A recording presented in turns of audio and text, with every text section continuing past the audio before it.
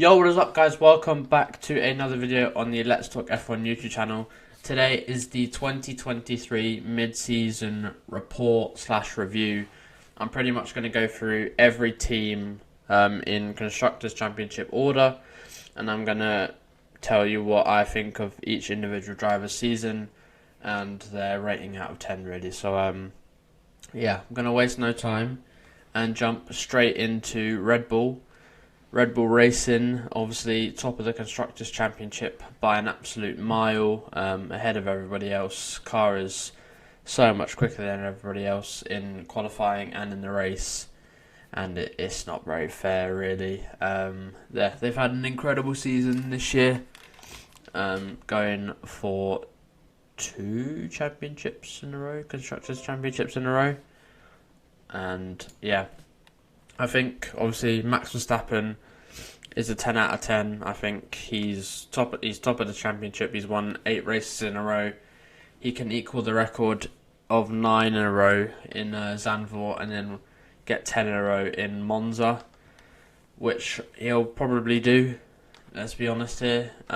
He probably will do that and break the record in Monza. And then his teammate Sergio Perez, who I have been harsh on this season, I'm not going to lie, because of how good that car is, and Max has shown how good that car is.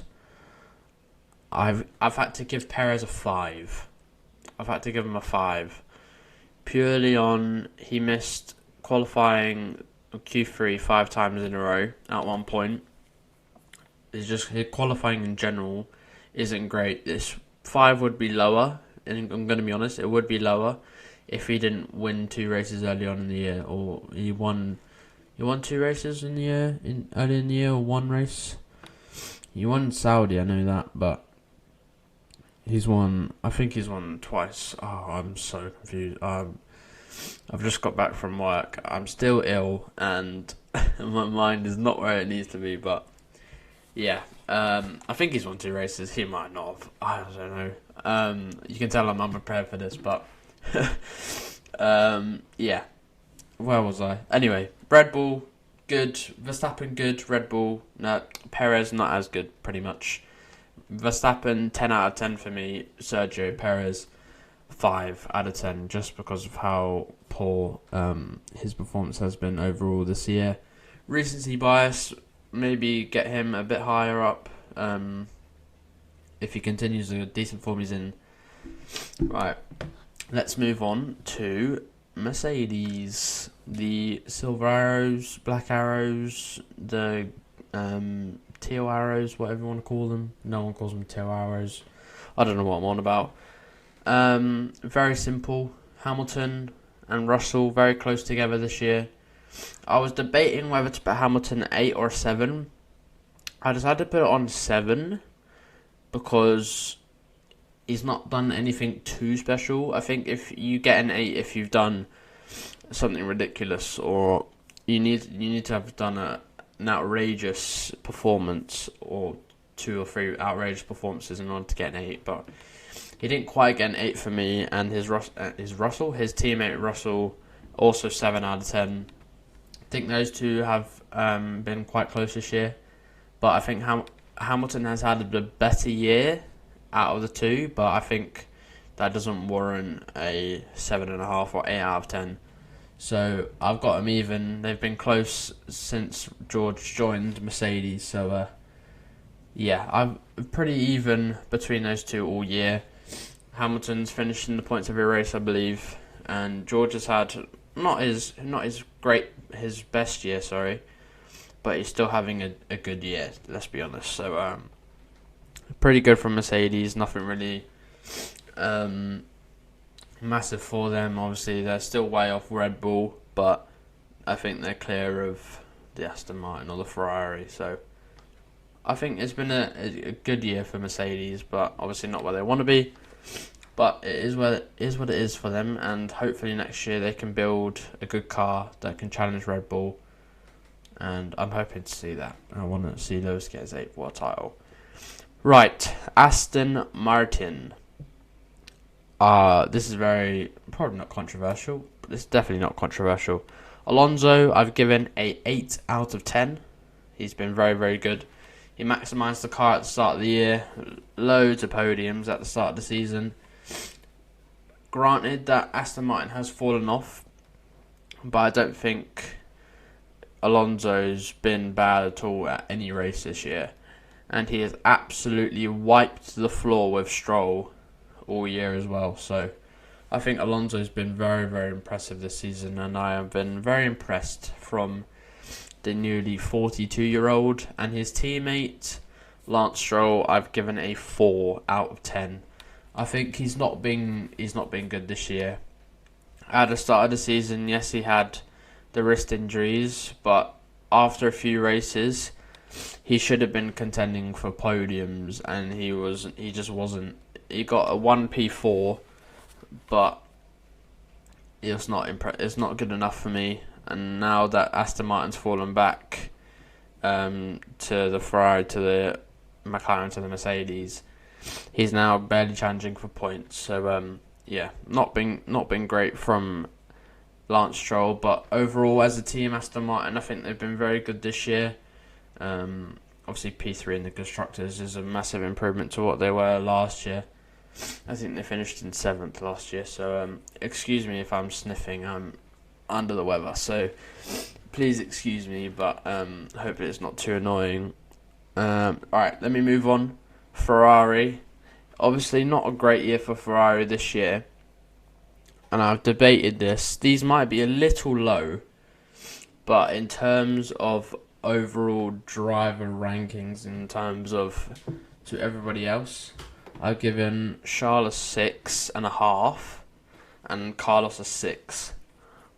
I think out of the two, I think Leclerc has been the better driver, but it's not been great from either of the drivers really. I think that it doesn't help that their car's not very good either, so it's been a tough year for Ferrari, but I think Leclerc has been the better driver. He got the podium in Belgium. He showed good pace there. Ferrari showed good pace all in all, but I think there is potential there.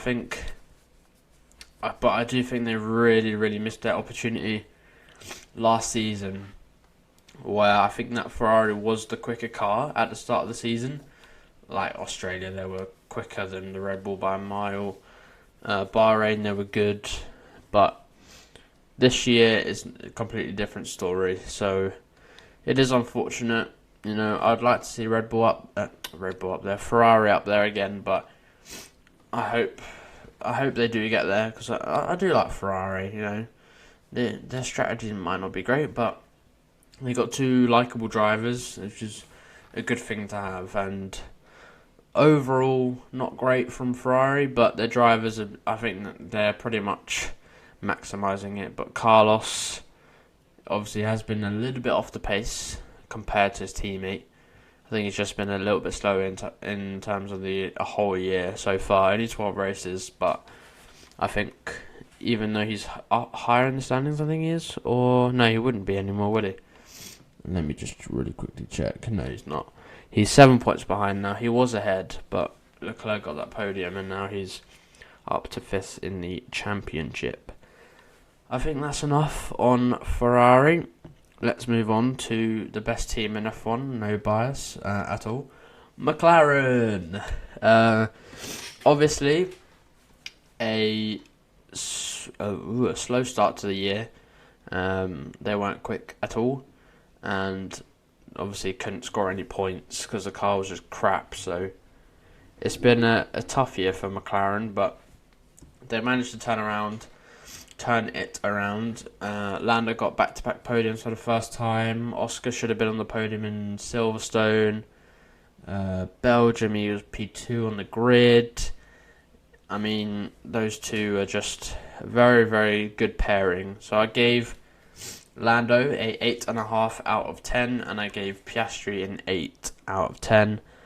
I think overall Lando has had the better year out of the two, but I think Oscar's well there with him, and I think in a few years he will be the real deal with Lando. And I think McLaren going into the future, they have a very, very bright future with the hirings they've got coming soon, the drivers, and looks like Andrea Stella, he's proved a lot of people wrong. He proved me wrong. I was a bit doubtful seeing Seidel go and Stella coming in, but he's proved he's got the right people around him to give McLaren a good car, and let's see if they can continue this good pace. Obviously, Belgium wasn't great. They gambled on high downforce. They gambled on it raining throughout the weekend, and on the main day where you want it to rain, it didn't. It rained a little bit, and that's where you saw Lando have that lovely overtake around Logan Sargent. That move was absolutely mint. I loved that. It was such a good move. But hopefully McLaren can take this performance and take this into the next few races, and hopefully get a few more podiums, maybe get a win, maybe. But I think anyone else other than Red Bull winning is going to have to be due to reliability from Red Bull. So yeah, overall a very good season for McLaren so far. Let's move on to Alpine. A topic of discussion at Belgium. Obviously they fired Otmar and Alan, I think his name was. Excuse me. And it was a bit surprising for me. Obviously, just before the summer break, they decided to do it during the weekend, so that did confuse me a little bit. But I've given Esteban Ocon a 6 out of 10 and Pierre Gasly a 5.5 out of 10. I think out of the two, Ocon has been the better driver, and Gasly's been a bit slower than him. Like Monaco, I think, was the standout for me. Ocon was very quick that weekend, and he showed that he is a very talented driver, and he definitely is. And I think that combination, I think a lot of people thought it would not work because of the history they have together, but it's been okay. I mean, Alpine over the last few years have just been very okay. They've just been very mid, just finishing 4th, 5th or 6th on the odd occasion. I think it's 4th and 5th in the last however long years. I saw Audas do a video, which was a very good video to be fair. They finished like 4th, 5th, 5th, 4th, 5th, 4th, whatever it was. So yeah, it's been a tough season for Alpine. No highlights apart from Ocon's podium, and I think Gasly has had a little bit of unreliability, like issues and unfortunate incidents. But they both had get taken out by Hungary by Ricciardo and Joe. But I think that was on Joe more than Ricciardo. I think Ricciardo couldn't do anything really.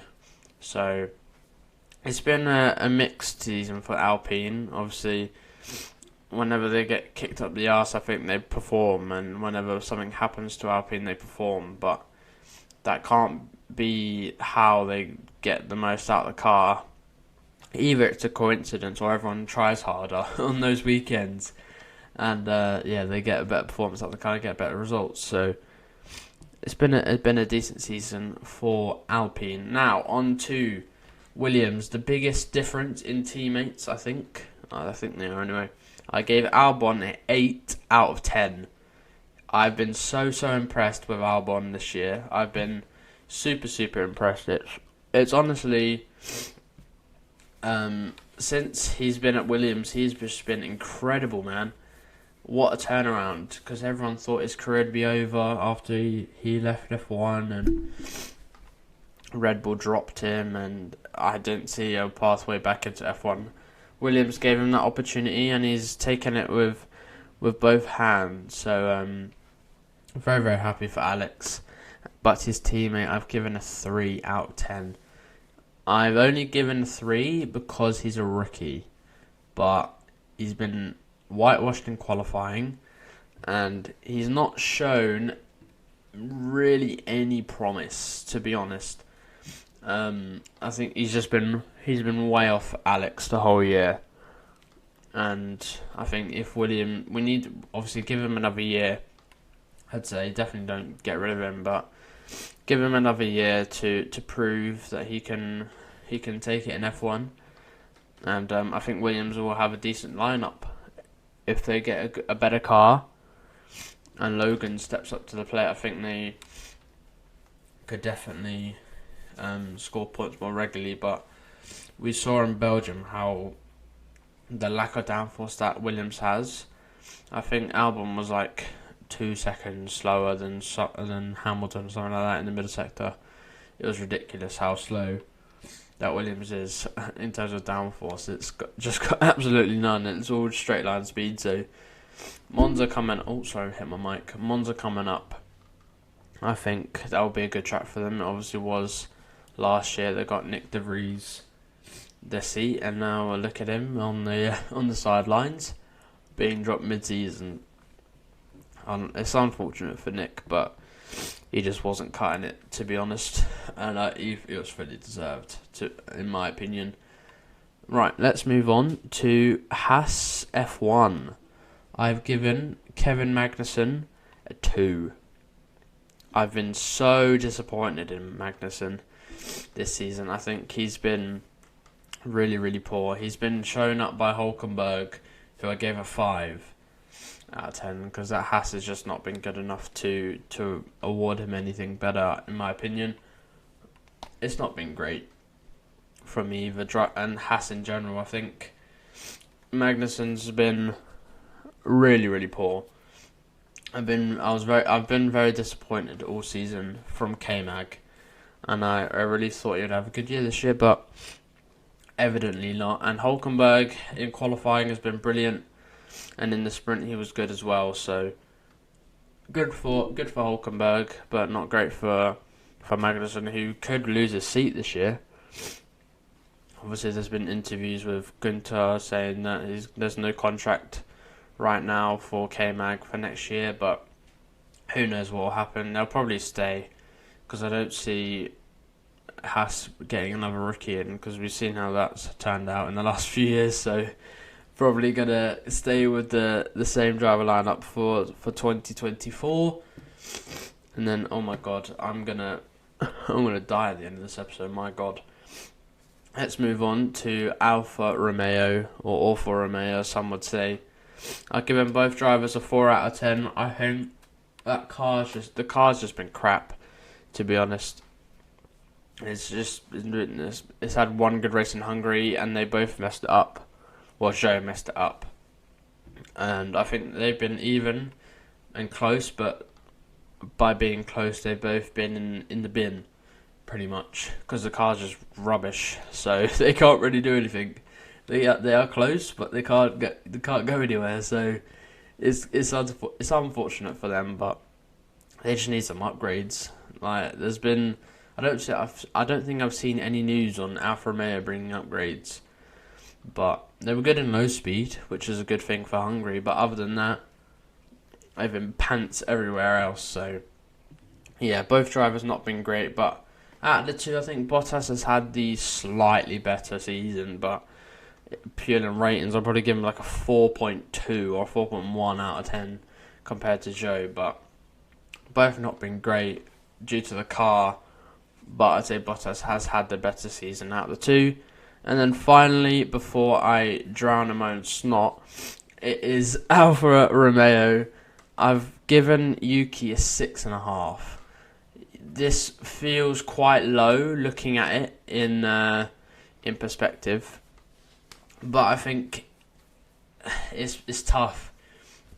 I've been really impressed with Yuki, but his car it's not great. So he's not had the opportunity to fight for the big points. He's finished P10 3 times in a car that is bad, yes, but I think it's either fair. I think it is fair though, because the car's just not been good, so he's not been able to show his performance, even though he's been really, really good this year.